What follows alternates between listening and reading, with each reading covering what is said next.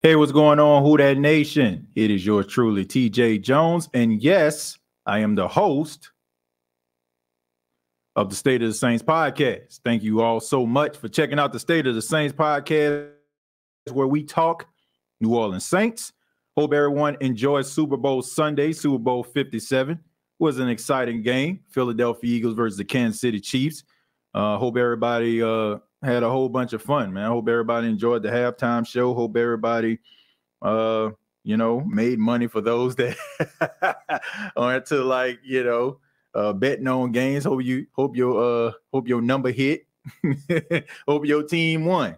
But yeah, let's go ahead and talk about the New Orleans Saints. But before I say that, last thing I'll mention about the Super Bowl, unless a question comes up, the Super Bowl is great. It's always great. The commercials, the game, the pageantry, the concerts at halftime. But it's also pretty tough, man, when you think about it, because it symbolizes the end of football, for at least the next 6 months when it comes to the NFL. Now, thank goodness, they got USFLs type stuff coming up, and then the XFL going to be out. So if you're a fan of football, you'll be able to still check out some football. But it's kind of ho-hum. But if we're going to end the season, I'm glad that it ended that way. I mean, I don't think that there was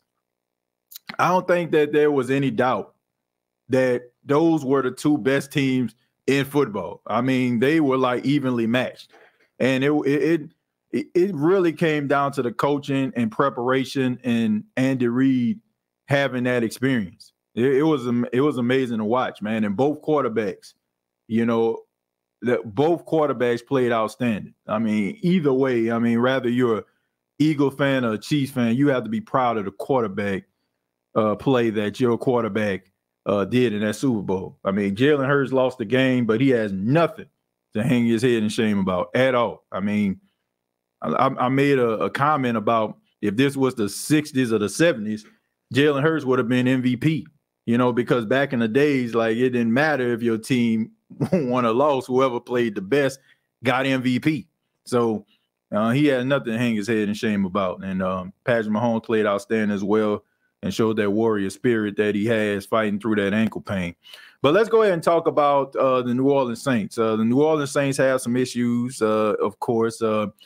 One issue that they need to address is the quarterback position. Now, last week, we know that the New Orleans Saints had Derek Carr in the building. They had him there for about 2 days, 2.5 days, trying to, woo him and trying to convince him to come to New Orleans. And as we all know, according to Ian Rappaport, and for those that may not have known, I got the tweet right here. It says, sources says Raiders quarterback Derek Carr has informed the team he won't accept a trade to the Saints or any other team. The team is expected to release him, and he'll be a top free agent. So there you go. The fact that the Saints had Derek Carr in the building for 2 days, and he decided that he wanted to test free agency. I don't think I'm wrong for saying this. I think the Saints have like the worst sales pitch people I've seen in my entire life. Like, seriously, like, no disrespect to them, but man, they couldn't sell. Man, I don't know, man. Man, think about the easiest thing to sell. Like, you couldn't sell seeds to a bird, like the way that they try to pitch. How can you have a guy in your building for 2.5 days and he leaves with no contract, no deal? And I just don't understand it. I just don't. Like, it's obvious that if he's there as long as he was, you all didn't want him to leave the building, and you all were trying to figure something out to try to get him via trade. But it just did not work out. And now he's going to test the free agent market, and he's going to end up getting more money than the New Orleans Saints more than likely won't be able to give him. So I just look at this. I mean, at this point, you can't do nothing but laugh. I'm serious. Like, all you can do is laugh, because I think about some of the guys that the Saints have had in the building, even when they had Drew Brees as their quarterback, and they still can get the guys to come here. come to New Orleans to play for the team. But I don't know what it is. I think that it's just the fact that Derek Carr, never experienced the type of love that he's getting and he will get in free agency. I mean, Derek Carr was never anybody's first choice. And I just think that, he wants to see. And, it's the agents and his representation. They have to do what's best for Derek Carr. It can't just be about, I want to be here, because it's about setting yourself up. It's about setting your family up to be, to be successful financially, for the foreseeable future. And it may not include the New Orleans Saints in that future. But I have no problem with that at all, man. I don't have no problem. I mean, the Saints are who they are. I just think that sometimes they want a guy, but I don't think that they will like completely lay it all on the line for a guy. Like I do think that the Saints have certain standards, and I can respect that. I can respect the fact that you're willing to bend, but you're not going to break for a guy. And if you're going to break for a guy, I'd rather break for a guy that I know for a fact that can lead the Saints to the Super Bowl. I have no problem with Derek Carr at all. I think that he's a very above average quarterback, but if the Saints don't grab him, I'm not losing any sleep. I said this on Twitter, and I mean that. I'm not losing any sleep over Derek Carr. And sometimes I feel like the gods are trying to speak to the New Orleans Saints. And for some apparent reason, it don't seem like they're listening to the gods. Because if Derek Carr doesn't come to New Orleans, this will be the second year in a row that they tried to go out there to try to get themselves a highly touted quarterback, and they missed. I'm just saying, though, man, how many times does God have to slap you in the face in order for you to realize that maybe, just maybe, it's time for you to try to, I don't know, draft a quarterback, maybe get a young quarterback and try to build him and make him a franchise guy, and maybe, I don't know, save some money, maybe even bring in some guys that you can build around them. I just don't know. I don't understand. For the last couple of years, the New Orleans Saints have done everything they possibly can to get a highly touted quarterback in the building. And Derek Carr leaves. They meet Deshaun Watson, I want to say, in Houston, and he leaves without a contract. I mean, I'm just saying, man, maybe that's the gods talking to you. And let me say this also. I know somebody is probably going to say to themselves, man, the Saints still got Jameis Winston. Bruh, Jameis deserves better than just being somebody's second choice year after year after year. If you don't want this guy, let him go. Like, let him go. Don't hold on to him and have him as a backup plan and use him as a scapegoat anytime things go wrong. Allow that man to go where he can go, where he can get opportunity to be a starting quarterback, period. Like, this will be the second year in a row that the Saints just disrespect this guy and just keep him on there and keep him close just in case they first plan don't pan out. And I understand it's a business, and I'm pretty sure Jameis understands it's a business. But at the same time, allow this man to go out here. If y'all don't think this dude is good enough to be a starting quarterback, if you don't think he's good enough to be the quarterback of your team, then allow him to go somewhere else. I don't know. You still have his contractual rights. Maybe you can do some trade type stuff, trade deal, if you will. Do something, to get this guy to a place where he can compete for a job. And hopefully, I'm rooting for the guy. He'll be able to play and be a starter in the league. And maybe he'll be able to play much better, and you all really would look crazy. But I don't know. All I'm saying is this guy deserves better. Allow this man to go out here and show if he has what it takes. Because right now, it just seems like to me that people are creating Jameis Winston's narrative of his career, narrative about where the direction he wants to go, and what they want to feed out here. And we all know that some people out there that talk about this dude are not smart enough to be able to decipher, right? They go with indications and thoughts and views like, well, he on the sideline, so he must not be that good. Yeah, that's right. He not that good. So let me go to the local barbershop, and when his name come up, I'm going to say he's not that good. all I'm saying is get that guy opportunity to go somewhere where he can compete for a starting job. All right. But back to Derek Carr. I'm not losing any sleep. And like I said, how many times can God slap you in the face for you to understand that maybe, just maybe, y'all need to go out here and try to draft a quarterback? I look, what are you at this point? At this point, what are you concerned about? Like, unless you like the biggest New Orleans Saints fan on this side of the Mississippi, nobody is going to say very boldly that the Saints going to the Super Bowl. Hell, ain't nobody is saying boldly that the Saints making the playoffs. Who would not understand? Like, seriously, if the Saints get a quarterback, a young guy, and he shows you flashes, but at the same time, some of those flashes may not generate to success, right? Might not be a playoff appearance, but they win some games.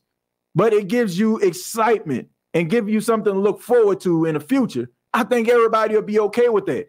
What are they trying to do? That's what I want to know. Like, bro, I get it that everybody wants to be a Super Bowl contender. Nobody wants to use the R word when it comes to rebuild. But sometimes you got to look at yourself in the mirror and say, hey, man, it's about that time.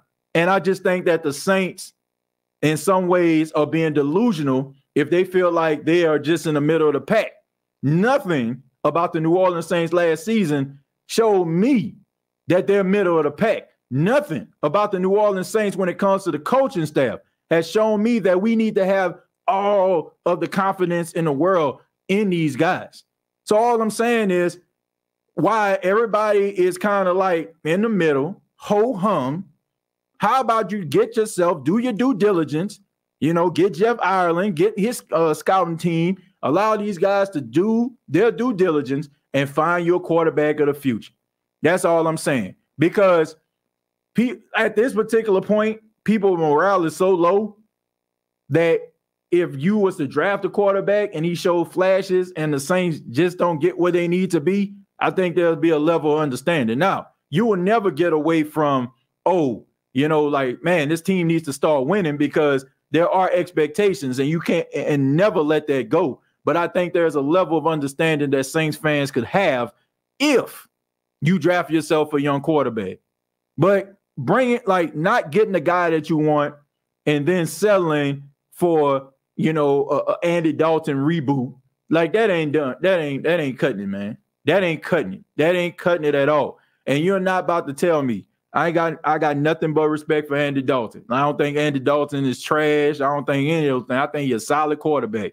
But you're not about to tell me that you cannot find a guy who will give you better production, whether it's a Taylor Heineke or Jacoby Brissett or one of these other guys that will give you better production than what Andy Dalton can give you. And if you get a bridge quarterback, that's fine. You get a bridge quarterback until a guy, develops. So you feel like he's confident enough to go out there and get that starting job. Or, if you draft a guy like Hendon Hooker who coming off an ACL tear, allow him to be able to rehab and get himself up to speed, and then you bring him out there. But you're going to have to generate some level of excitement because for God's sakes, man, I think that, nobody likes a boring football team. I think people can get down with a team that, may not make the playoffs, but at least make it exciting. Like, at least know that fans want to at least know that their team have a chance to win. Nobody believes that the New Orleans Saints are going to win anything with Andy Dalton. It's just that simple. Like, no, look, I ain't got no problem with that. Like I said, it's not anything personal with Andy Dalton.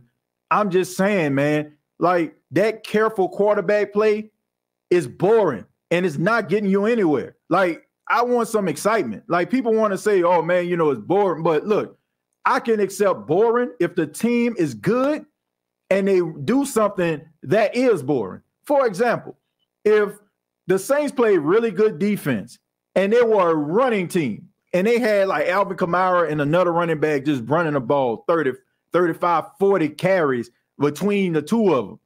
If they was winning, I wouldn't care. Run that thing down their throat. But you're losing, you look bad. So let's just generate some excitement out the deal. Like let's see if we can, come up with some exotic plays. Let's come up with somebody that's gonna wheel and deal or something. But putting Andy Dalton out there on the field, that ain't it. That ain't it. That ain't gonna generate confidence. That ain't generate no support. The only person that's going this hard for Andy Dalton is Bobby Abel. Like seriously, like nobody is checking for no Andy Dalton. Like only people that checking for Andy Dalton are trolls that just try to make the Saints fan base upset.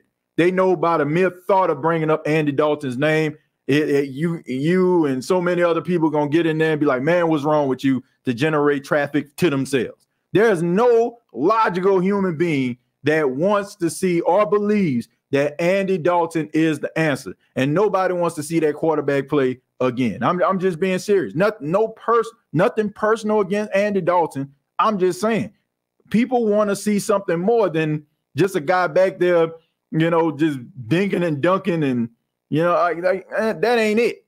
That ain't it. We can look, the way things happen, you say Jameis was hurt, bringing Andy Dalton, blah, blah, blah. Okay, whatever. But if you run that joint back, you're going to have some problems. Alfred, thank you very much for the $4.99. Says, I think it's a chance that Carr's not trying to give the Raiders any picks, so he just want to wait until he gets cut to come to the Saints. Look, that could be it. That could be it. Like, that could be it. But all I'm saying is, I'm pretty sure the New Orleans Saints, when they brought him into the building, I'm pretty sure that they wanted to do it via trade. And the fact that they couldn't convince him to do so, or his management team, speaks volumes to me. And it's like, I have a whole archive full of times where they had opportunities to get well-touted free agents and they just couldn't close the deal. Jadeveon Clowney was one of them, even though it didn't pan out, and it worked in their favor because they end up having to put Trey Hendrickson in that spot, and he played outstanding, so outstanding he got himself paid in Cincinnati. And Ndamukong Suh, before he went to the Rams, right? He was in the building talking to the New Orleans Saints, didn't get a deal. There was a couple other guys that have come through the New Orleans Saints team and didn't come away with a deal. I just think that sometimes, like, it's okay to stay true to yourself, but I don't know who's doing these sell pitches, but they're not very good. Pete, thank you very much for the $2. Says Carmichaels can't keep the Saints afloat, but I can. Says Pete Boat Michael. Thank you very much for the $2. I really do appreciate that. I'm gonna stroll back up a little bit, see what you all have to say. Chosen says the Saints really treated Jameis like the chick who's going to stick around no matter what, so they can get away with doing whatever. If I'm Jameis, I'm telling the Saints to kiss my you-know-what. Yeah, look, I feel the same way. Like, they use this guy. And, just like a guy who is extremely toxic, they try to break out. You know what I'm saying? They try to make him an excuse, and make it like it's his fault, right? It's almost like that on that movie, I Think I Love My Wife. And there was a scene where Kerry Washington, who played, I don't call it a side chick or whatever like that, but the other woman, that he kind of was attracted to, Chris Rock, and she wanted him to go out. And he was like, how can I go out without my wife knowing? She was like, make an excuse. So he waited to dinner time, and he got mad talking about every day she cooking it chicken. And she got all upset. She's like, where you going? He was like, go get some damn duck. Like, that's kind of how they do it, right? Like, they make it seem like it's just his fault. Like, oh, he wasn't playing the quarterback position at a high level. So let me go out here and try to get Deshaun Watson, right?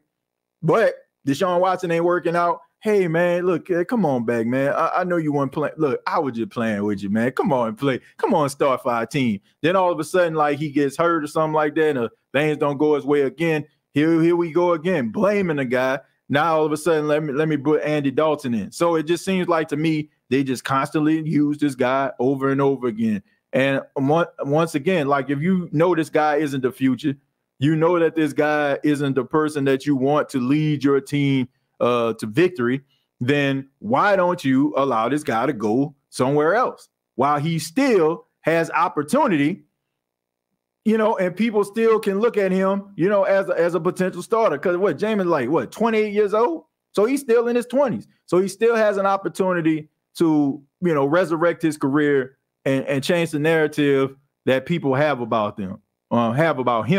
But as long as you do these things, man, it's just holding this dude back. And I don't feel like that's fair. If you don't want him, just fine.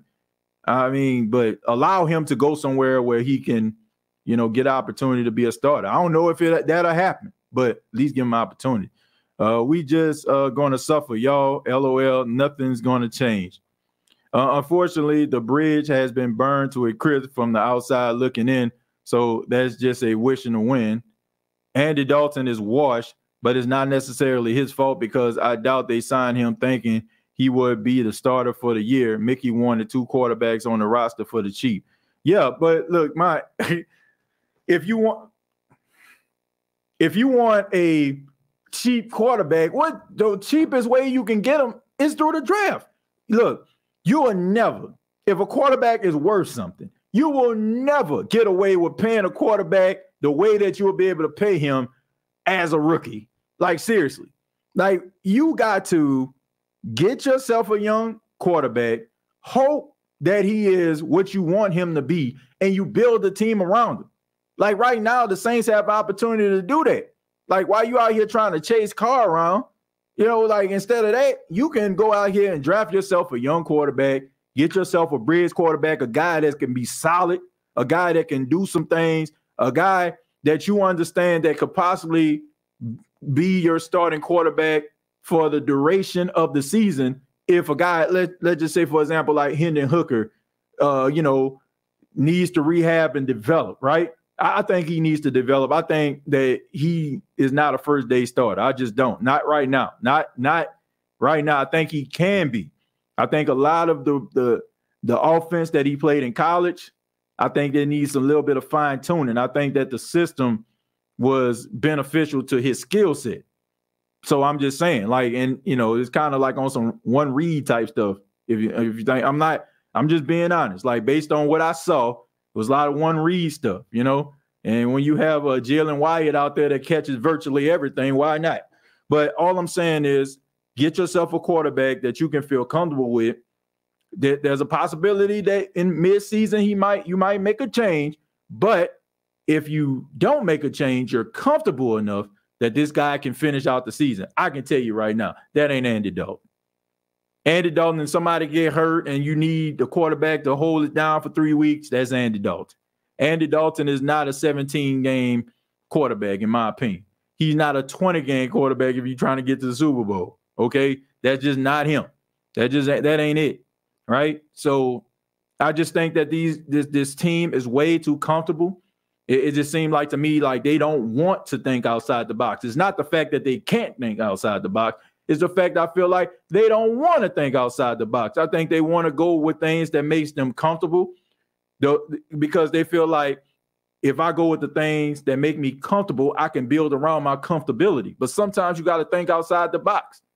Sometimes you got to, really push yourself, in order to elevate your team. But if you still sticking around here, still afraid to take a risk, still afraid to just, be aggressive, you're going to find yourself 7-10 once again, or 6-11, 6-11, or 5-12. Like, look, let's just, man, we got to keep it 100. Like, you got to change your mind frame. You got to be fearless. You got to do the things that needs to get done. And you can't just do it. You can't just be looking for a guy like Derek Carr because, I'm comfortable with the skill set. I'm comfortable with the skill set because it is a skill set similar to Drew Brees. It is a solid pocket passer, right? He going to make plays from the pocket. Ain't going to need me no surprises. He ain't going to lead the pocket. He ain't going to be doing this. He's just going to stand there and just deliver the ball on time. Nobody, like, seriously, folks. Like, why would? Like, come on, man. You got to think outside the box. You got to think outside the box. TJ, ESPN just spoke about it. Willie Jeremiah is just a mind game. Dennis Allen and Carr is playing with the Raiders. Bleacher Report just posted Saints and Carr still have interest in each other. Yeah, I'm pretty sure they have interest in each other, but all I'm saying is if they end up getting Derek Carr, it's not going to be the way that they wanted to get him. You spent 2.5 days with a guy. You brought him to the building. You wined and dined him. You took him to the nicest restaurant ever. And then all of a sudden, like, dude still leave with no deal. Like, that's not the way you wanted him. So if he decides to come back, and signs with you, it's fine. But all I'm saying is, if that was what was going to happen in the first place, then why all the manpower is what I'm saying. Like, the fact that y'all used all that manpower and you didn't get what you want, that kind of speaks volumes, in my honest opinion. I feel that, let me see. I don't think Carr wants to waste draft picks to get him when he can go there and save their picks. Yeah, I see a lot of people saying that, of course, but, all I'm saying is what's with all the manpower. Hold on 1 second, folks. 1 second.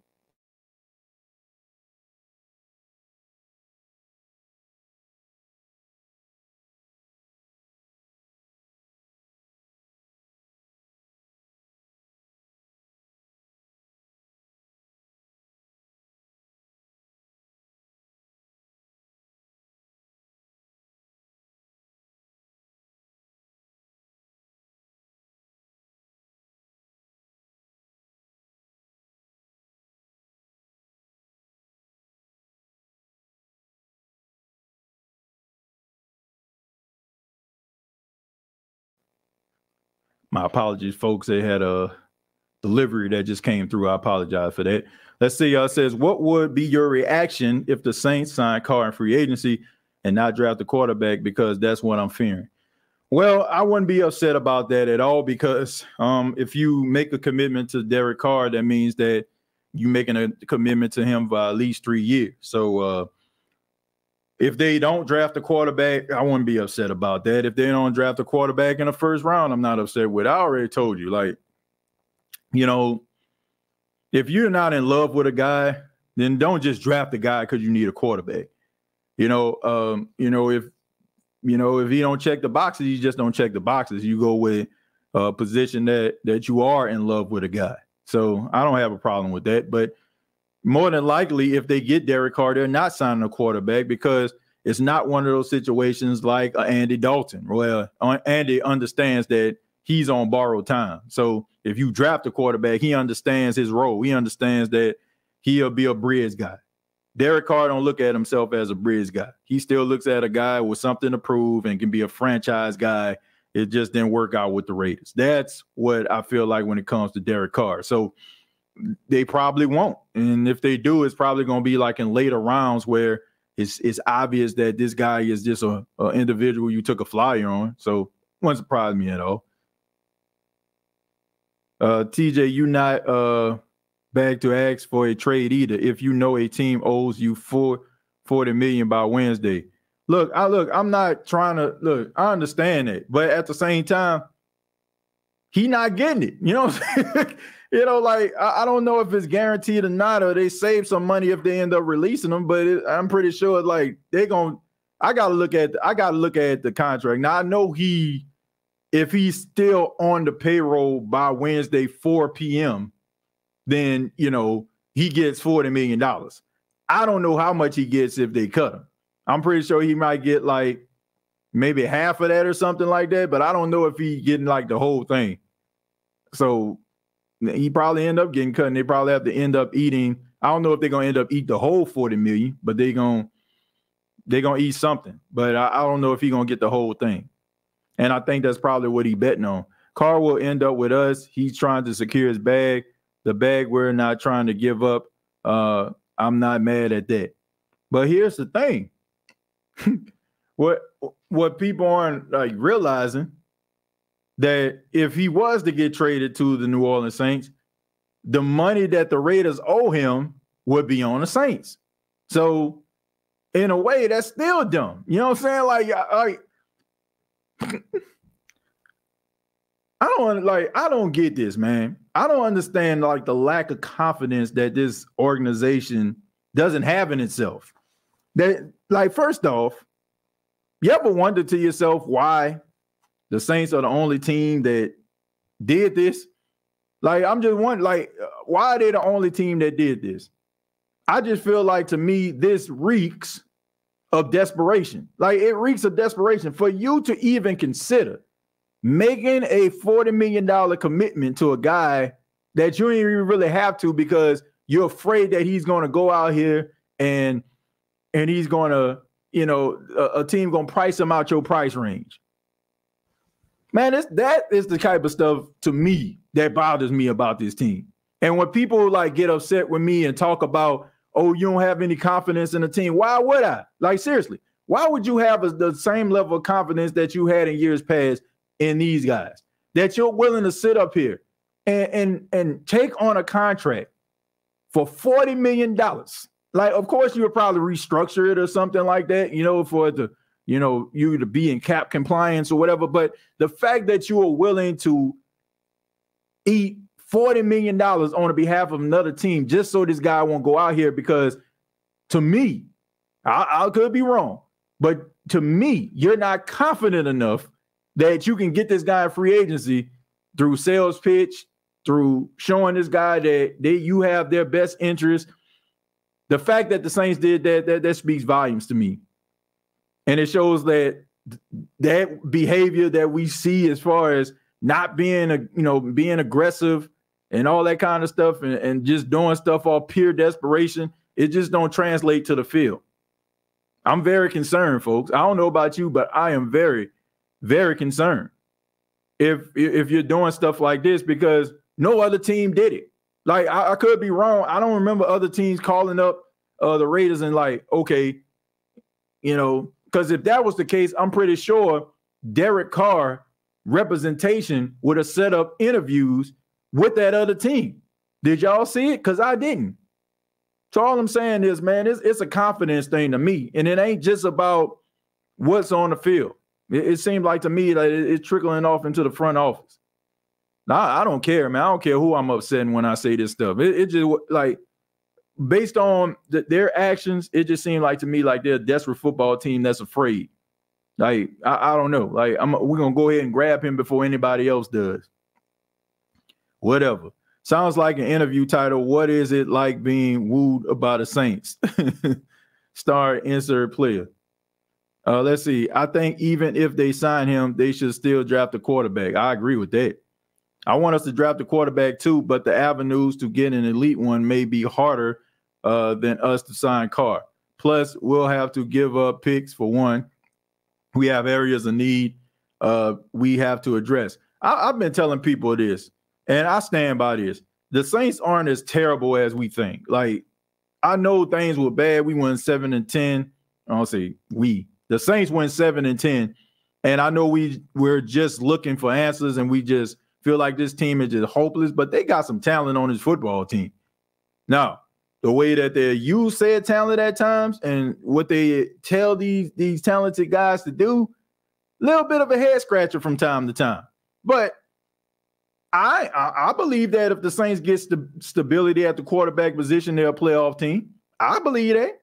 If their defense can replicate what they did during the last 8 games of the season, if they can fix up, the running game and not just have Alvin Kamara looking like Earl Campbell back in the 80s, just slamming them into defensive tackles, instead of like using his talent and his abilities to be able to, not only, do stretch plays and screen passes and all that kind of stuff, and the things that, makes Alvin Kamara Alvin, and you combine him with somebody else that can be a little bit of a sledgehammer and give you a little bit of a change of pace. I think these guys can be something. I don't think it's as bad. Now, to me, I don't think that you solve the problems by going out here to free agency. I feel like you do it by doing your due diligence in the draft. There are a lot of guys that you can draft that can play in the interior. There's guys that you can draft that can be a good change of pace for Alvin. There are guys that you can draft that'll be good on your offensive line. I mean, and I'm talking about guys that can be 3rd, 4th round picks. Seriously. Like, we become enamored with first round picks, and we feel like, oh, if a guy isn't drafted in the first round, then he's not going to be anything. But how many times have we seen guys come in third, fourth round picks, second round picks, and they end up being franchise changes? It's possible. It is possible. There are times where guys slide between the cracks. Guys don't do their due diligence. They end up falling to teams, and they end up being really, really good. So I don't think that is all as bad as people making it out to be. It just feels that way because we're losing, or the Saints are losing. TJ, bro, we have the worst sales pitch team in the NFL.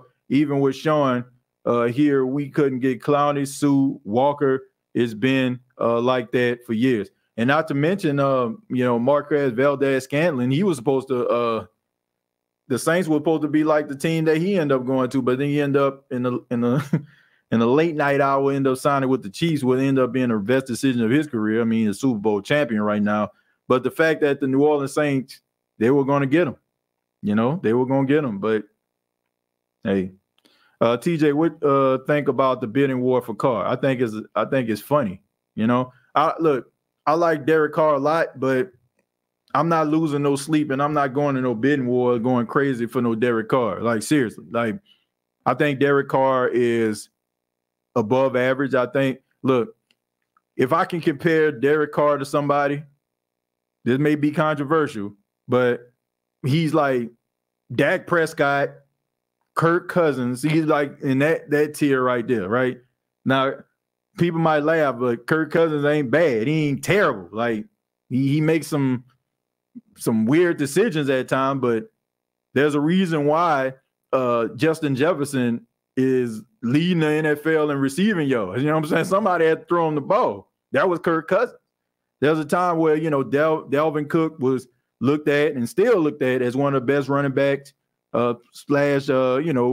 pass catching backs in the league. Somebody throwing in the football. Stephon Diggs got a nice little payday. You know what I'm saying? When he got traded from the Vikings to the Bills, a lot of what he did with the Vikings made it easier for the Bills to sign him, not to mention Adam Thielen, somebody throwing them balls to football. So I'm just saying, like, yeah, like, you wouldn't mind having them on the team. Yeah, they're going to win you some games. Might win you a lot of games. I mean, Kirk Cousins won 12 games. But I'm just saying, like, bidding war, like I'm sitting up here holding, like I'm sitting here with bated breath waiting for the Saints to sign Derek Carr. I'll be lying to you.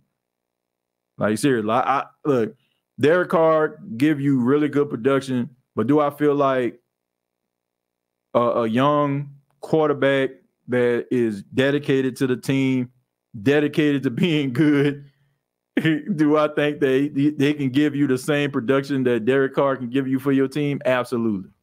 Absolutely. I'm not losing sleep. I find it, like I said, I'm serious. I find it funny. I honestly, here's the thing. We all seen the list. We all seen a list of free agent quarterbacks that are available. Derek Carr is just the headliner by default.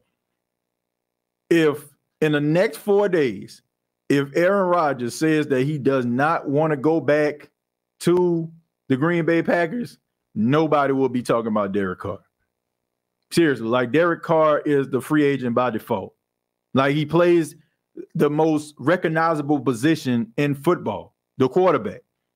And he just so happened to be better than all the rest of the average quarterbacks that they have on their list, or below average quarterbacks. But once again, it's because they ain't got nobody else to talk about. But to make it seem like this dude's supposed to, like, be a 150, 175, $200 million quarterback is funny. That's a joke. Like, dude is above average. Okay, there's average. There's like the Mike Whites, the Taylor Heineke's, guys like that. Average, right? And then there's Derek Carr. Like that's him right there. That's Derek Carr. That's Kirk Cousins. That's Dak. That's I even put Carson Wentz in there. Like, that's Carson Wentz. Like, a little bit above average. Like, Yeah, I'm not losing no sleep. I hope nobody else is losing sleep if that happens. Rappaport says Carr wants to negotiate his own contract with the Saints. Rap Sheet says Saints still interested in Carr, and Carr still interested in the Saints. Well, like I said before, I'm not. Look, this isn't this isn't anything that I don't already know. Like seriously, folks, this ain't nothing I don't already know. This isn't. This show is mostly about the fact that you did all these things, like getting this guy into the building, and he's still left in a way that you didn't want him to leave. So if he signs with the team, it's just like we're gonna circle back. You know, it's almost like going into a store, right? And you see a couple things up in there, and you're not really ready to make a commitment. So you be like, man, I'm gonna check out, see what else they have at the mall, man. If they ain't got nothing, I'll circle back around. That's kind of like what this is. But at the same time, like you using your great sales pitch and using your great voice, like, man, you know, these shirts on sale right here, man. I sold about 10, 12 of them a day, man. I don't know how quick they might leave in the next 10 minutes, man. So I'm just letting you know, you know, they leave. You know, I'll circle back around. You know, that's kind of what it is. So, I mean, all this stuff about what, you know, he's still interested in the Saints and all that. Look, this is stuff I already know that, you know. I think that a lot of us already know that. I'm trying to go a little bit deeper into why every time they have a well-touted free agent come to the spot, they just can't close the deal.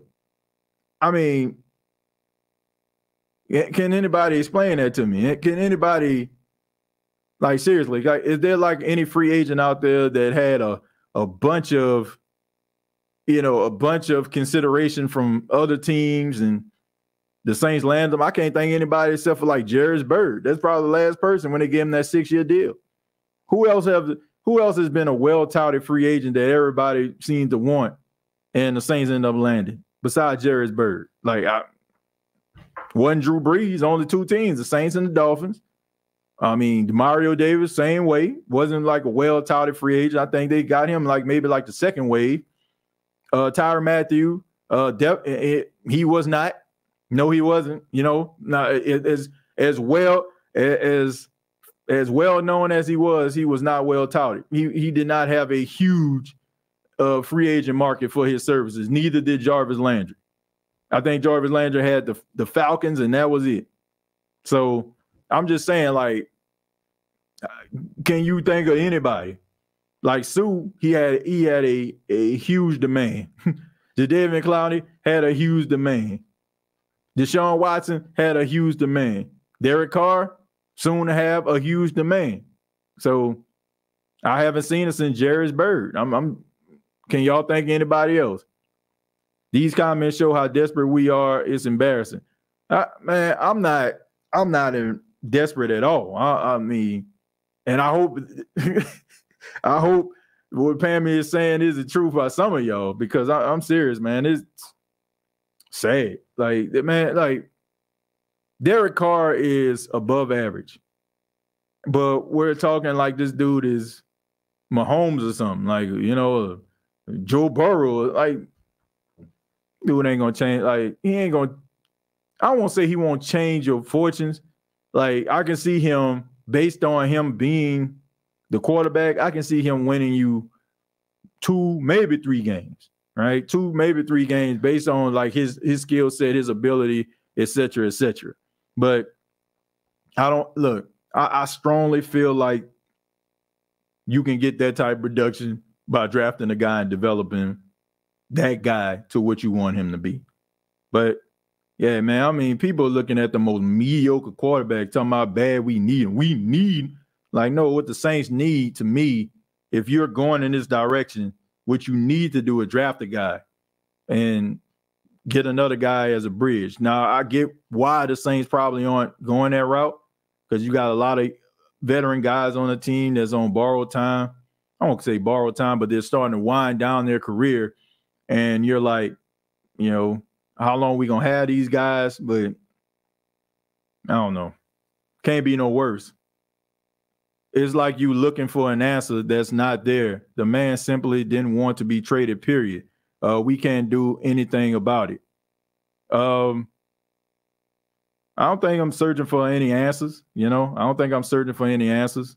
That's probably what you indicate. My thing is, like I said, why is it that I don't know? I'm not gonna keep on saying the same thing. You take in what you want to take in, but I know we have contrarians here.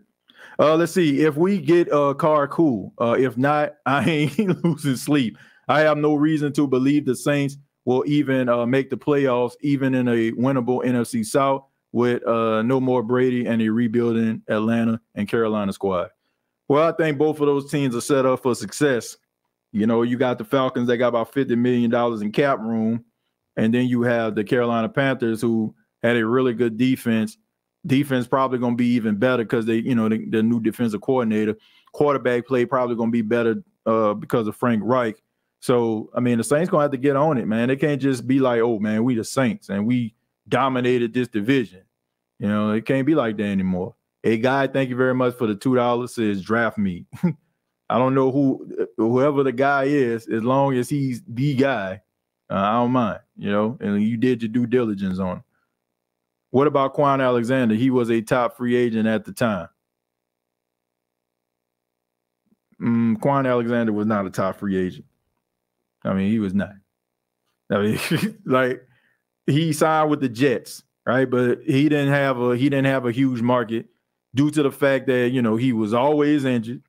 The Saints got him via trade through the 49ers, right? And even with that, like, they weren't going to sign him back again. But I think Pete Warner got hurt or something like that, or they end up signing him back because they needed more. No, they needed more depth at the linebacker position, so they re-signed him back. But it wasn't like it was a no-brainer. He had an opportunity to go sign other places, but ain't nobody called. I do believe he was coming off of Achilles injury, but I'm just saying, if you good, you're good. He didn't have a big market. I mean, if you're talking about like after he left like Tampa, yeah, he had a big market, but not when the Saints signed him back, then they dropped him again, and then he was just out there on the street, and then he ended up landing with the Jets. Bruh, if a team owes you $40 million by Wednesday, are you asking for a trade? I think we already established this, man. Did we not just say that? Well, I guess you just came in the middle of the show. Everything that you're saying right now is already been said. Like, what is going on here, man? Everything you're talking about is being said. You ask why, why am I getting upset? I'm not upset. It's like you're telling me about two different things that I'm talking about here. We are answering the question, why is it that the New Orleans Saints can't land high-touted free agents? Why is it that these guys get in here, but the sales pitch just don't work? Like, what are we doing here, man? Like, what are we doing, man? Like, seriously, like, I'm on it. Like, it's like it's like you making arguments about things that I agree with you with. It's like, man, let's go to the store. Man, what you saying? You saying we need to go to the store? Yeah, that's what I'm saying. I'm saying we need to go to the store. Then why we ain't at the store then? Maybe because I'm arguing with you. Like, we saying the same things, man. Like, I agree with you. I definitely agree with you. Why would you want to pay a guy $40 million, if you don't have to? I definitely agree with that. That's like, man, that's so obvious right there, Asa. You absolutely right. Why would you want to do that? Why would you want to take up somebody else's tab? I wouldn't want to do it. You wouldn't do it. That's cool. I'm just saying we saying the same thing. The same exact thing, my friend. Let's see. I think players just don't want to live in New Orleans. I don't think they have. Man, look, these boys will live on the moon if they can make the type of money that they want to make. They'll live anywhere, man. Because most of these guys don't even stay in the cities that they play for. They'll just get a little nice little condo apartment or something like that they'll rent out half of the year, and then once the season is over, shoot, they'll go to their house where they at. Or if you get big enough, you can get two houses. Like Cam got him and his family got a house out here in New Orleans, and then when season over, they go to Arizona. So I mean, it's These guys don't care. It ain't got nothing to do with it. It's about winning. It's about controlling your own destiny. First off, you got to make it appealing. Like, it ain't even about, like, at this particular point, it's not even about location. It's about, if you're a wide receiver, do you have a quarterback that's going to give me the ball? Does this quarterback have the ability to get me the ball where it needs to be at? Will he help me to be able to showcase my talents? That's number one. If you're a running back, what's your O-line looking like? And as soon as I get handed the ball, is the defensive tackle going to be in my face, right? There's things that these guys look at. It's not just so much about, they don't like the Saints. I mean, I love the Saints. Y'all know this. Y'all love the Saints. But let's just be serious. If I'm a wide receiver and I'm a free agent, I'm not looking at the Saints. I'm not. If I'm looking at the Saints, is it strictly because I'm from New Orleans and I want to play for, I want to play for my hometown team? Seriously, but that depends on how old I am. Okay, if I'm in my early 30s or something like that, even though I'm in my mid to late 30s now, but if I was in my mid 30s and my career winding down and I pretty much established myself at the first location I was at, I might want to do like a little homecoming tour, towards the end of my career. But if I'm a young, vibrant, scrappy young wide receiver who just finished my rookie deal and I'm trying to establish my legacy, I ain't trying to go to New Orleans. I'm not. I'm going to be looking forward to Andy Dalton throwing me the football. Like, sometimes, man, we gotta let the fandom go sometimes and just be logical and be real. Like, the Saints right now, they're not an attractive spot if you're trying to get a guy like a Allen Lazard. Like, I ain't trying to come here. Like, for what? Like, who gonna throw me the football? Now, if you're a running back, it probably can be appealing because the Saints, offensive line, you fix it a little bit, you be able to, run and establish the run and what have you. But I'm just saying, like, why would you want to come here? And they understand that. Like, they understand. Like, no wide receiver who has a nice market, would be considering. Now, if you get middle of the pack wide receiver and they just, okay, man, I can go here and I can establish myself, I can do my job, this, that, and the third, still get paid. Yeah, they gonna come here because they ain't got much of a choice. But if you're talking about somebody that's highly touted, like, why would you want to come here? Why would you? Your head coach, seriously, your head coach has more losses than wins, right? Your offense was looking stagnant. It ain't what it used to be. And you ain't got no quarterback. So I'm just saying, like, all of this stems from the quarterback position. So I can understand, like, why they did what they did by bringing in Derek Carr. It was desperate, like you can smell the desperation on them. But if you don't have no quarterback, then guys ain't looking at you like that. I'm just being real. I'm just being real. Look, it all stems from the quarterback play. That's why, like, to me, this is a perfect time for the New Orleans Saints to build something that they built back in 2017. They got to be able to hit in the draft. If they can do it or replicate, like, you ain't even got to, like, the chances of you doing what you did in 2017 are like a person winning a lottery or something like that. Like, it's like the odds are like so slim. So I feel like unless you like land Derek Carr, you probably have a chance to, get you'll be able to get a guy like Allen Lazard, because Allen Lazard seeing him throw the ball to Devontae Adams, right? He can get him the ball. But if you get yourself a rookie, guys that, a guy that still has to answer some questions, probably best for you to probably draft yourself a wide receiver and go with your young guys. Go with your young boys. Seriously. Go with your young boys, establish and build up your reputation once again under Dennis Allen, And then I feel like you'll have a better chance to go get some of these guys. But go and build your team. Go and build your team. Let's see. Nothing attractive about Dennis Allen, Andy Dalton with a scary-ass Pete Carmichael. I'm sorry, but that's just what it is. Why I'm not worried about no quarterback. We don't have the right staff. Look, regardless to if you want to be competitive, you're going to have to do something. You're going to have to do something.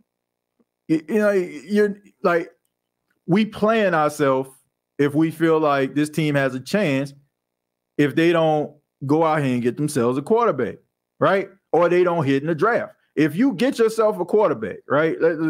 Let's just say Derek Carr don't pan out, but you get Jimmy Garoppolo. Not mad at that, but just build a team around them. Just build a team around them. Just get sign a guy like Jimmy G, build a team around him, right? And to me, based on Jimmy G's personality, if you was to draft a rookie, I don't think he would kill. Like Derek Carr, I think he would take it a little bit more personal. Jimmy G kind of strikes me as a person that just kind of goes with the flow. Like I'm Jimmy Garoppolo. What do I got to worry about? You know what I'm saying? I got movie star good looks. You know what I'm saying? I got a decent arm. You know what I'm saying? I could play backup for the rest of my life still. I'm a winner in life. So I think he'll understand, like, if you was to get a guy, first off, he has no choice but to understand.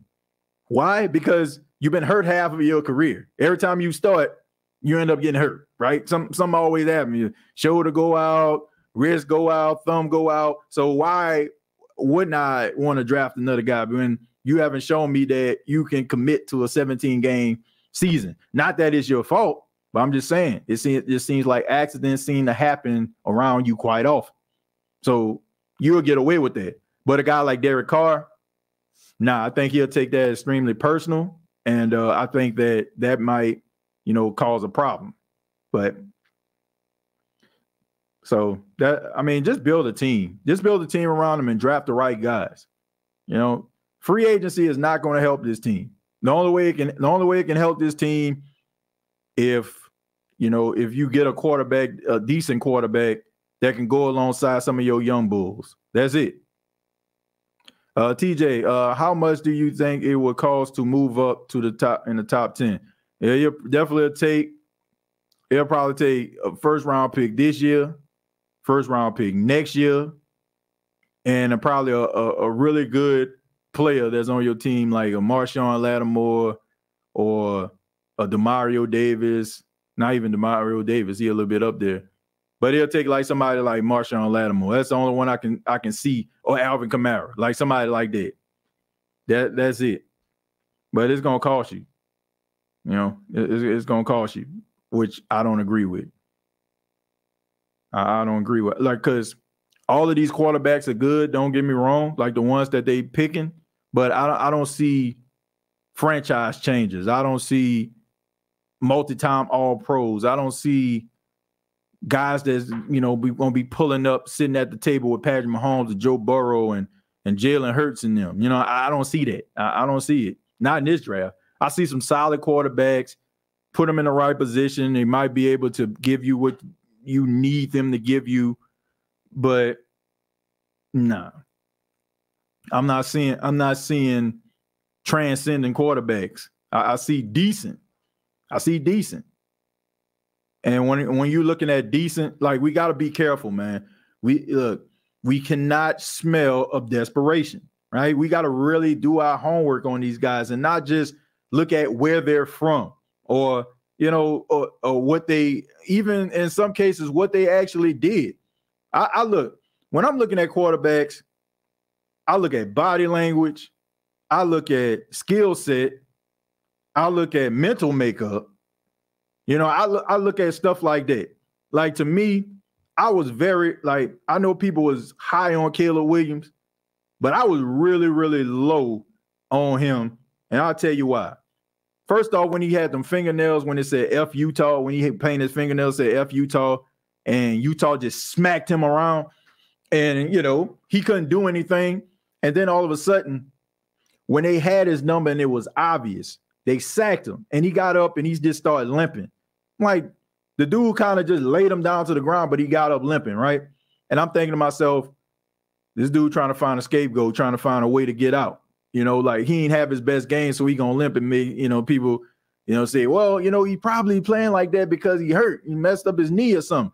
But he ended up he ended up redeeming himself in that game versus Tulane when he played at a high level, when he was battling and going toe to toe and making some of those throws. That's when I was like, okay, you got something there. Like it's much more than just talent. And then on top of that, when you do stuff like that, to me, painting your fingernails and, you know, like trying to, you know, get that attention on yourself, like that's kind of some red flags to me, because I want the quarterback to have a personality, but I don't feel like the quarterback should have like the biggest personality that you ever seen. Like I gotta be the center of attention. I just think that sometimes they might rub your teammates the wrong way. And as a leader, like it's your job to be able to, you know that no matter if this is the best guy on the team or the guy that might get cut any day now, like you still show love to them and they feel like they on the same level. So I think that it takes much more than just being good to be a quarterback. And I also look at the system that they're in, like will it be able to translate, and how, like you can make, like if somebody was talking about Hendon Hooker, right? He had a really good season. Everybody know that the guy should have been in the Heisman conversation, got snubbed, call it for what it is. But if a person came out to me and said, well, Hendon Hooker got hurt and his backup quarterback in a bowl game threw 6 touchdowns, that's fair. Because then you look at, like, is it Hendon Hooker being as good as he is? Or is it like the scouting? Is it the recruiting? Maybe the guy behind him, you know what I'm saying? Like he was a highly touted athlete. Or is it that, you know, the system that Heupel has, is it, you know, anybody can work with it, you know, like, you know, or is it the talent around him? Like you just don't know. You know, so it's fair. But I look at system, I look at mental makeup, I look at intangibles. Jimmy Garoppolo says, I get more tail than all of you put together. Thank you for the $2. Let's see, any year with this lame quarterback and coach again. Draft Hendon Hooker and surround him with talent. Let's see, Stroud has the best arm and he just doesn't scramble. Anything is better than what we've seen over the last 3 years. Look, we can't be like that. Like, if we're gonna be like that, we cannot be like that for guys that can be considered the future of the franchise. Is that fair? Like, if we talking about, well, anything better than Andy Dalton, man, just give me Heineke, give me Jacoby Brissett. Like, we know that those are like quick fixes, right? But when you start like, man, just give me Stroud, then give me Will Levis, and we just started throwing out names, and we not like that confident in a guy, right? We're not that confident that guy has what it takes to get the job done. That's when I have a problem, because you can't just you can't just draft guys off desperation, right? I just don't want to see Andy Dalton anymore. Get him out of my face. I don't want anything to do with this dude whatsoever. Like, whatever. Like, who is that right there? Is that who is that? I don't know. Hendon Hooker, bring him on over here. It's like, come on, man. Like, seriously. When you have a young quarterback, I want to have somebody that can develop and really take my pain away. Like, really take my pain away watching the quarterback position. If I just want somebody to have like a simple fix, right? I just want like simply fix this, then get yourself a free agent quarterback. But that's the type of conversation you should have, like when you know a guy is just gonna be a bridge, but not just drafting a guy. You know, yeah, he got some good qualities, but is it sustainable? Will you be having these conversations like the Eagles are having with Jalen Hurts over the seeing progress every single year, development, right? You know, Joe Burrow. I mean, we first overall pick. That's unfair, but he's like, Burrow is even better than he was in college, as crazy as that sounds. Like, as a quarterback, Like the guy field knowledge is incredible, and it's only gonna get better, as time goes on. So that's what I want. I'm not trying to do no quick fix with no young quarterback, because that will set you back for years. And you talking about being miserable. You'll really be miserable then. Mr. Rob, thank you very much for $5. Says DA and Carr trying to stick to the Raiders. I believe he will sign after his release. That's just my opinion. Well, I mean, look, a lot of people saying that, and I like the way you all are thinking. That's a good mind frame. I just hope that you're right. I'm gonna read a few more, then I got to get up out of here, folks. Debo says, I went to the LSU versus Tennessee game. That boy Hooker make no mistake. He's solid as it gets. Yeah. Look, that wasn't my opinion, Debo. I think the dude was great. I already told you. I think that he's really good. Just having conversations with him, talking to him at the Senior Bowl, dude head is on straight, and he's confident in himself. You can tell it by just having conversation with him. He's a cool dude, a real cool dude. You know what I'm saying? As far as from what I seen, I don't think he was just putting on. I think he was, he was talking about, how he want to be out there and stuff like that. And I think that the fact that he was actually out there just shows you like the type of person that he is. Because anybody else was like, I ain't gonna be out here with the rest of these guys, and they just see me with my brace. The fact is, him allowing that mental image of him having a brace on to these scouts, this showed you the confidence that he has. Like, okay, yeah, I'm out here still. I got this brace on, but eventually I'm gonna take it off. And if you don't draft me, then guess what? I'm gonna make you pay for it for the next 10, 12 years. And I ain't got no problem with it. So, I mean, I like the guy confidence. All I'm saying is, if somebody has questions about, the scheme that he runs and uses the backup quarterback at Tennessee when Hooker got hurt, I mean, he played well also. So that could be that can be like a knock on him, or people can use it as a knock. I don't, but I can understand if people question the ability based on the system. Say we get Carr, do we still get Hooker at 29, or do we wait till 40? Me personally, I still would draft one. But like I said, I just think that they're not going to do it. They're not going to do it. And I'm pretty sure they probably had a conversation about it, because I'm pretty sure that's probably one of his deal breakers. Like, are you going to try to draft a quarterback? I mean, knowing them, they probably say no, end up doing it anyway. I mean, it's a business at the end of the day. You get the guy, but you don't want the first signs of, a guy signing and be like, man, he lied to me to get here. But it's the business. And the Super Bowl is in Vegas next year. Already see the script. DA and Carr get their revenge. Saints in the Super Bowl 2024. Boy, I hope you're right. I definitely hope you're right. Seattle Seahawks, Atlanta Falcons, Philadelphia Eagles all choked in the Super Bowl. Eagles and Seahawks did it while playing in Arizona Cardinal Stadium. Don't shoot the messenger, bird game. I wouldn't say that the Eagle choked. What happened was, I mean, look, Mahomes got the ball. They never got it back. I don't want to say they choked. I think that they played really well. They played good enough to win. And honestly, if Kansas City would have kicked the field goal, which I don't think they would have. I mean, Andy Reid and Eric Bieniemy, like that, like I was really genuinely concerned. I was really, really genuinely concerned. I told my wife, I said, this is not gonna be a good game. This is not, because like they had no answers for Jalen Hurts.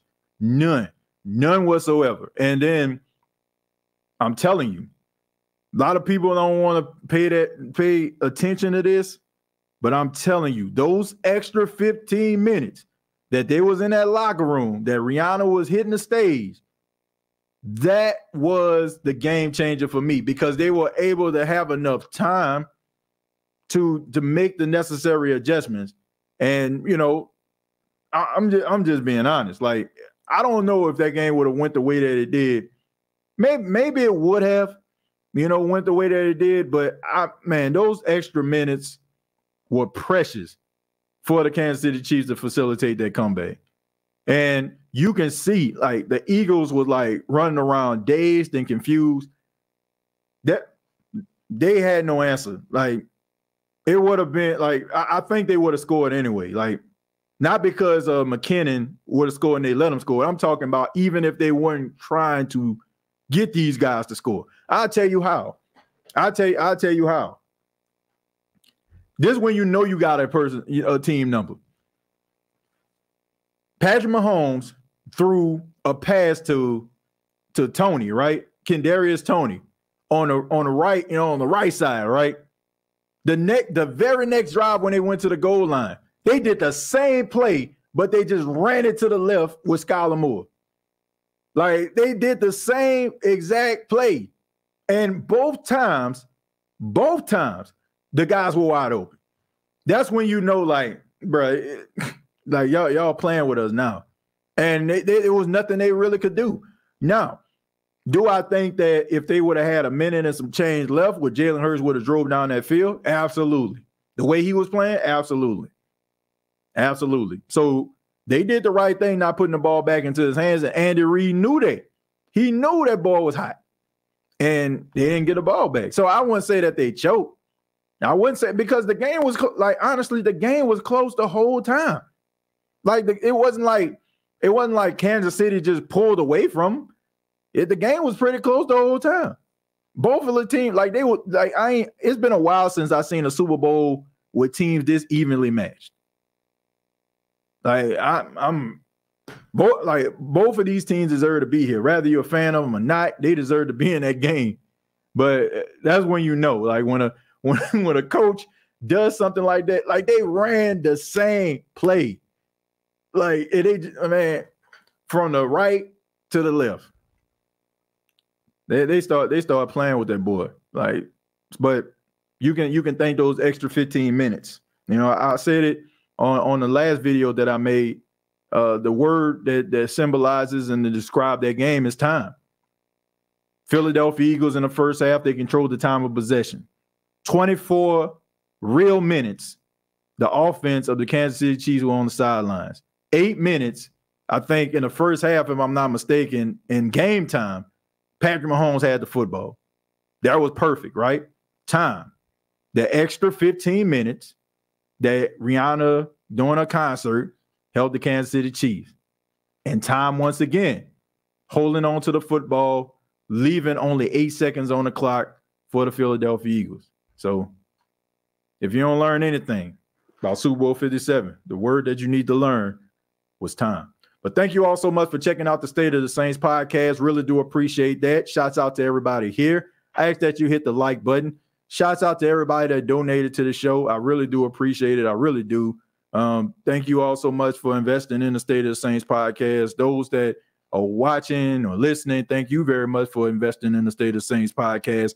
And you can check out previous episodes that are available on Apple Podcasts, Spotify, iHeartRadio, Anchor FM.